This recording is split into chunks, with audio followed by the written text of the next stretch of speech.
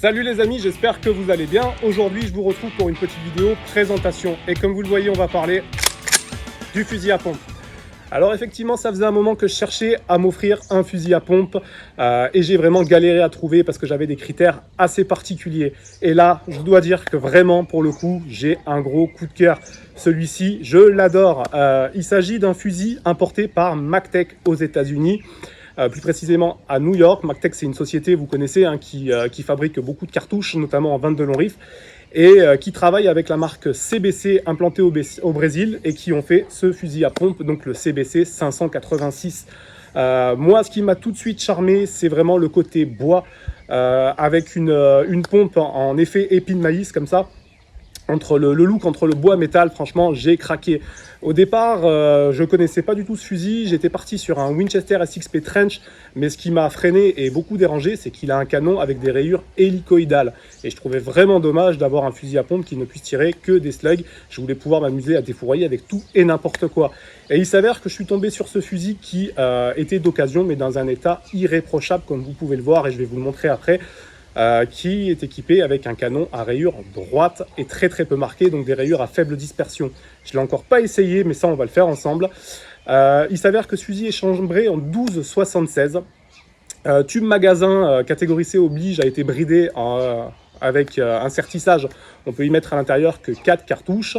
Après, il est possible qu'avec des cartouches en 12,65, on puisse en mettre peut-être une de plus. Ça, c'est fort possible. À voir, il faudra qu'on essaye. Voilà. Fusil que je trouve vraiment super joli, je vais vous le montrer.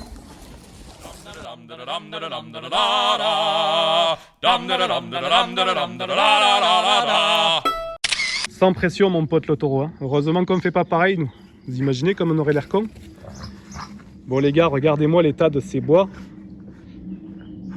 Il n'y a pas un seul accroc, ils sont vraiment incroyables. Petite inscription, MacTech by Las Vegas.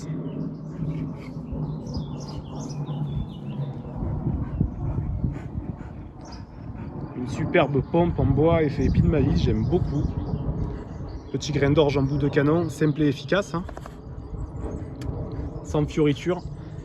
Puis alors un truc que je trouve vraiment stylé, c'est les tubes magasins comme ça qui dépassent de la pompe.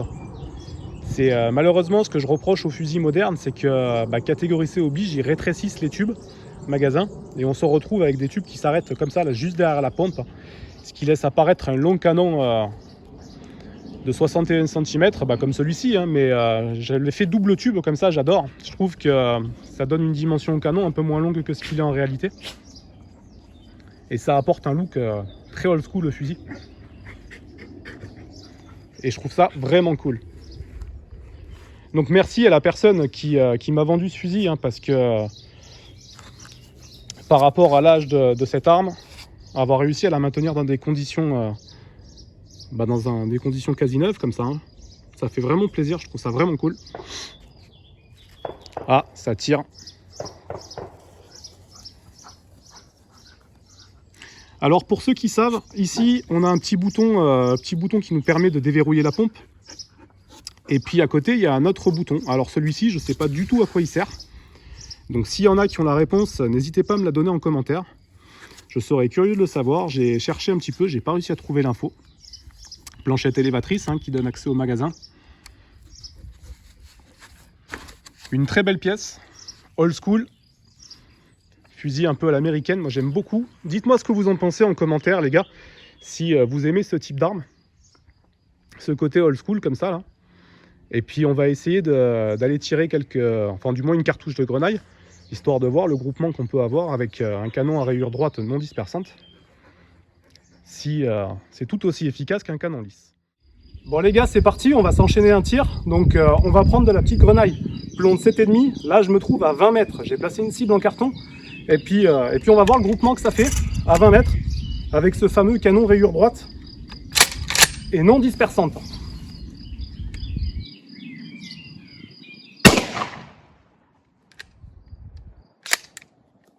Allez, on va voir. Bon les amis, voilà ce que ça donne avec un canon à rayure droite sur une cible à 20 mètres. Donc on s'aperçoit que ça a largement fait le job, hein, puisque même plein centre, on a des plombs partout, le carton est totalement crépi. Là, si ça avait été un animal, il serait mort, hein, clairement. Les rayures droites à faible dispersion, on est vraiment sur un équivalent au canon lisse, hein.